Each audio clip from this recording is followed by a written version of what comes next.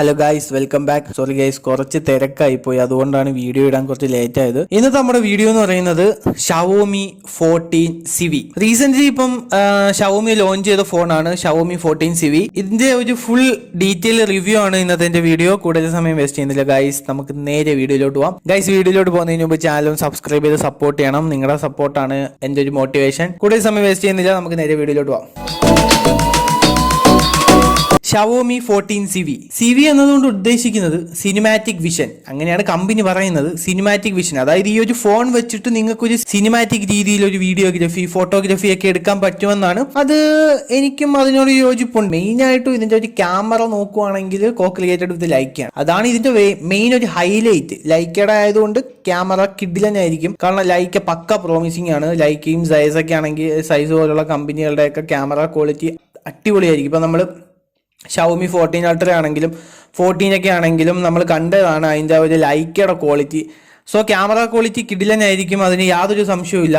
പക്ഷെ ഒരു phone camera മാത്രമല്ലല്ലോ, ബാക്കിയുള്ള കാര്യങ്ങളും വേണമല്ലോ. ഫസ്റ്റിൽ തന്നെ ഇതിന്റെ ഡിസൈൻ ഗൈസ്, ഇതിന്റെ ബിൽഡ് നമുക്ക് പോവാം. ബിൽഡ് ക്വാളിറ്റി എന്ന് പറയുമ്പോഴത്തേന് ബാക്ക് പ്ലാസ്റ്റിക് ആണ്. അതാണ് എനിക്ക് ഇച്ചിരി ഒരു ഡിസപ്പോയിന്റ് ആയിട്ട് തോന്നിയിട്ടുള്ളത്. ബാക്ക് ഈ ഒരു ഫോണിന്റെ പ്രൈസ് വരുന്നത് 2 വേരിയന്റുകളിലാണ് വരുന്നത്. 8GB 256, 12GB 512. ഓൾമോസ്റ്റ് 43,000 രൂപയാണ് 8GB 256 പ്രൈസ്. പിന്നെ ബാങ്ക് ഓഫറും കാര്യങ്ങളൊക്കെ വെച്ചിട്ട് നിങ്ങൾക്ക് ഒരു 40,000 റേഞ്ചിനൊക്കെ കിട്ടും. ഞാൻ ബാങ്ക് ഓഫർ ഒന്നും പറയാത്തത്, ആരുടെയിലും എല്ലാവരുടെയിലും ഒന്നും ബാങ്കിന്റെ കാർഡ് കാണണമെന്നൊന്നുമില്ല. സോ ഇതിന്റെ ഒരു ആക്ച്വൽ പ്രൈസ് എന്ന് പറയുന്നത് 43,000 രൂപയാണ് 8GB 256GB. അതുപോലെ തന്നെ 12GB 512 48,000 രൂപ. 48,000 രൂപയ്ക്ക് ബാക്ക് പ്ലാസ്റ്റിക് ബോഡി മാറ്റാനുള്ള സമയമായിട്ടുണ്ട്. അപ്പൊ back as usual full polymer ആണ്.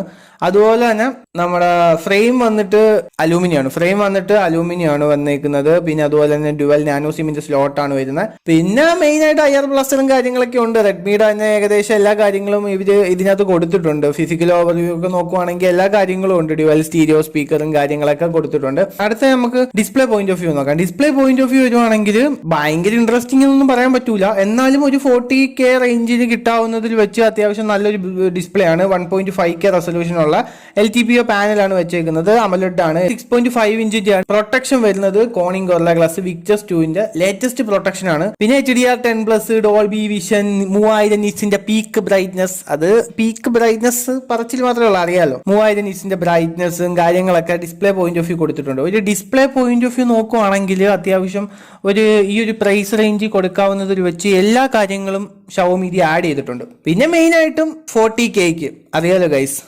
സ്നാപ്ഡ്രാഗൺ 8s Gen 3 ഒരു ഫ്ലാഗ്ഷിപ്പ് എന്നൊന്ന് പറയുന്നതിലുപരി ഒരു മിഡ് ഫ്ലാഗ്ഷിപ്പ് കില്ലർ, ആ ഒരു റേഞ്ചിൽ വരുന്ന ഒരു ഫോണാണിത്. സോ ഏറ്റവും കിടിലൻ പ്രോസസർ തന്നെയാണ് കൊടുത്തേക്കുന്നത്. 8s Gen 3 കിടിലനാണ്. പെർഫോമൻസിന്റെ കാര്യത്തിലോ യാതൊരു കാര്യത്തിലോ കുഴപ്പങ്ങളൊന്നുമില്ല. പിന്നെ ഇവിടെ ഒപ്റ്റിമൈസേഷനും കൂടെ വേണം. ഇനിയിപ്പോൾ ഏത് പ്രോസസർ കൊടുത്തെന്ന് പറഞ്ഞാലും കമ്പനിയുടെ ഒരു ഒപ്റ്റിമൈസേഷനും കൂടെ ഉണ്ടെങ്കിലേ നമുക്ക് ആ ഒരു പീക്ക് പെർഫോമൻസ് കിട്ടും. കാരണം ഇപ്പൊ നിലവിൽ കുറെ ഫോണുകളിൽ നമ്മൾ ഫ്ലാഗ്ഷിപ്പ് പ്രോസസർ കൊടുത്താലും പല ഫോണുകളിലും അൺഡിറ്റു സ്കോർ ചെക്ക് ചെയ്യുവാണെങ്കിൽ പലതിലും പല അൺഡിറ്റു സ്കോറാണ് കാണിക്കുന്നത്. സോ ആ ഒരു ബ്രാൻഡ് ഒപ്റ്റിമൈസേഷനും കൂടെ ഉണ്ടെങ്കിൽ കിടിലം പെർഫോമൻസ് ആയിരിക്കും. ഷവോമി അങ്ങനെ അണ്ടർ ക്ലോക്ക് ഒന്നും ചെയ്യുന്നതല്ല, അത്യാവശ്യം കിടിലം പെർഫോമൻസ് തന്നെ കിട്ടുന്ന ഒരു പ്രോസറാണ്. സോ അതുകൊണ്ട് ഒരു പെർഫോമൻസ് ഓറിയന്റഡ് ആ ഒരു രീതി നോക്കുവാണെങ്കിലും ധൈര്യമായിട്ട് ചൂസ് ചെയ്യാൻ പറ്റുന്ന ഒരു ഫോണാണ്. 8s Gen 3 ആണ് വരുന്നത്. പിന്നെ അതുപോലെ തന്നെ LPDDR5X UFS 4.0 തന്നെ വരുന്നുണ്ട്. സ്റ്റോറേജ് ഹൈപ്പർ OSലാണ് വരുന്നത്. ഷവോമിയുടെ ലേറ്റസ്റ്റ് OS ആണ് ഹൈപ്പർ OS. ഗൈസ്, ഇത്രയൊക്കെയാണ് നമ്മുടെ ഡിസ്പ്ലേ പോയിന്റ് ഓഫ് വ്യൂവും അതുപോലെ തന്നെ പെർഫോമൻസും കാര്യങ്ങളൊക്കെ വരുന്നത്. പിന്നെ ക്യാമറ അറിയാം, co-created with ലൈക്കയാണ്. അതുകൊണ്ട് അത്യാവശ്യമൊന്നല്ല, നല്ല ക്യാമറ ക്വാളിറ്റി തന്നെയായിരിക്കും. 50 MB OS സപ്പോർട്ടുള്ള ഒരു മെയിൻ ക്യാമറയും 50 MB 2x telephoto lens, 2x optical zoom ചെയ്യാൻ പറ്റുന്ന ടെലിഫോട്ടോ ലെൻസിന്റെയും പിന്നെ 12 MB ഒരു വൈഡ് ആംഗിൾ ക്യാമറയാണ് ബാക്കിൽ കൊടുത്തേക്കുന്നത്. വീഡിയോ കേപ്പബിലിറ്റി ഒക്കെ പറയുന്നത് 4K നമുക്ക് 60 FPS വരെ ഷൂട്ട് ചെയ്യാൻ പറ്റും. പിന്നെ ഫ്രണ്ട് ക്യാമറ കുറച്ച് ഇൻട്രസ്റ്റിംഗ് ആണ്. 2 ഫ്രണ്ട് ക്യാമറ കൊടുത്തിട്ടുണ്ട്. ഒരു 32 MB ഒരു മെയിൻ സെൽഫി ക്യാമറയും പിന്നെ അതുപോലെ തന്നെ 32 MB ഒരു അൾട്രാ വൈഡും കൊടുത്തിട്ടുണ്ട്. ഈ ഫ്രണ്ടിലും നമുക്ക് 4K വീഡിയോ ഷൂട്ട് ചെയ്യാൻ പറ്റും. അത് നല്ലൊരു കാര്യമാണ്. കാരണം ഇവിടെ 1 ലക്ഷം ഒക്കെ കൊടുക്കുന്ന ഫോണുകൾ, വിവോ പോലത്തുള്ള ഫോണുകളിലൊന്നും ഇമാര് ഇപ്പോഴും 4K ഷൂട്ടിങ്ങും തരുന്നില്ല. എപ്പോഴും 1080p ആണ്. നല്ല പ്രീമിയം ഫോണിൽ പോലും ഇവര് ഫ്രണ്ടിൽ 4K കൊടുക്കുന്നില്ല, 1080p ആണ് കൊടുത്തേക്കുന്നത്. സോ അതിനെ വെച്ച് നോക്കുമ്പം ഷവോമി ഒരു ക്യാമറ സെൻട്രിക് ആക്കിയിട്ടുണ്ട്. അതായത് മെയിൻലി ഇതൊരു ക്യാമറ സെൻട്രിക് ആ ഒരു രീതിയാണ് ഈ ഫോൺ. ഒരു 40,000 രൂപയ്ക്ക് നിങ്ങൾക്ക് ഒരു കിടിലൻ ക്യാമറ ക്വാളിറ്റി ഉള്ള ഒരു ഫോൺ വേണമെങ്കിൽ ധൈര്യമായിട്ട് ചൂസ് ചെയ്യാൻ പറ്റുന്ന ഒരു ഫോണാണ് ഷവോമിയുടെ 14CV. ഗൈസ് 40,000 രൂപയ്ക്ക് ഒരു ബഡ്ജറ്റ് ഓറിയന്റഡ് ലൈക്ക ഫോൺ കിട്ടും. വെർത്താണോ എന്ന് ചോദിച്ചാൽ ഏകദേശം വെർത്ത് തന്നെയാണ്. കാരണം ഏജസ് ജെൻട്രിയും കാര്യങ്ങളൊക്കെ തരുന്നുണ്ട്. എല്ലാം ഒരു ഫ്ലാഗ്ഷിപ്പ് ലെവലിൽ തന്നെയാണ് ഇവർ ചെയ്തേക്കുന്നത്. പിന്നെ അങ്ങൊരു പ്രീമിയം ഫ്ലാഗ്ഷിപ്പിലോട്ട് പോകാൻ പറ്റത്തില്ല, കാരണം ഒരുപാട് കാര്യങ്ങൾ ഇവർ കുറച്ചിട്ടുണ്ട്. പിന്നെ മെയിനായിട്ടും ഇതിൻ്റെ എനിക്കൊരു ഹ്യൂജ് നെഗറ്റീവായിട്ട് തോന്നിയ ഒരു കാര്യം എന്ന് പറയുന്നത് ഇതിൻ്റെ ബാറ്ററി ബാക്കപ്പാണ്. ബാറ്ററി 4700 mAh ആണ്. 4700 എന്നൊക്കെ പറഞ്ഞാൽ ഔട്ട്ഡേറ്റഡ് ആണ്. കാരണം ഇപ്പം നിലവിൽ ഓരോ ഫോണുകളിൽ 5000 മിനിമം 5000 കൊടുക്കണം. 5200 5400 പോലുള്ള ഭയങ്കര ബാറ്ററി ബാക്കപ്പ് ഒക്കെ ഉള്ള ഫോണുകൾ വരുന്നുണ്ട്. അപ്പം അതിനെയൊക്കെ വെച്ച് നോക്കുമ്പോഴത്തേക്ക് 4700 mAh എന്ന് പറയുന്നത് കുറച്ച് കുറവാണ്. പിന്നെ 67 വാട്ടിന് ഫാസ്റ്റ് ചാർജിങ് കാര്യങ്ങളൊക്കെ കൊടുക്കുന്നുണ്ട്. അതുകൊണ്ട് എനിക്കൊരു ബാറ്ററിയുടെ കാര്യം നല്ല ഡിസപ്പോയിന്റഡ് ആണ്. പിന്നെ കിടിലൻ പ്രോസറാണ് ഏജസ് ജെൻ 3 എന്ന് പറയുന്നത്. സോ ഒരു ഒപ്റ്റിമൈസേഷനൊക്കെ കിടിലനാണെങ്കിൽ ബാറ്ററി ഒരു 1 day സുഖമായിട്ട് നിൽക്കും. ഫിംഗർ പ്രിന്റ് സ്കാനർ നമ്മുടെ ഇൻ ഡിസ്പ്ലേ തന്നെയാണ്, ഒപ്റ്റിക്കൽ തന്നെയാണ്, അൾട്രാസോണിക് ഒന്നും ഇല്ല. ഈ പ്രൈസ് റേഞ്ച് ആവുന്നും കിട്ടില്ല ഗൈസ്.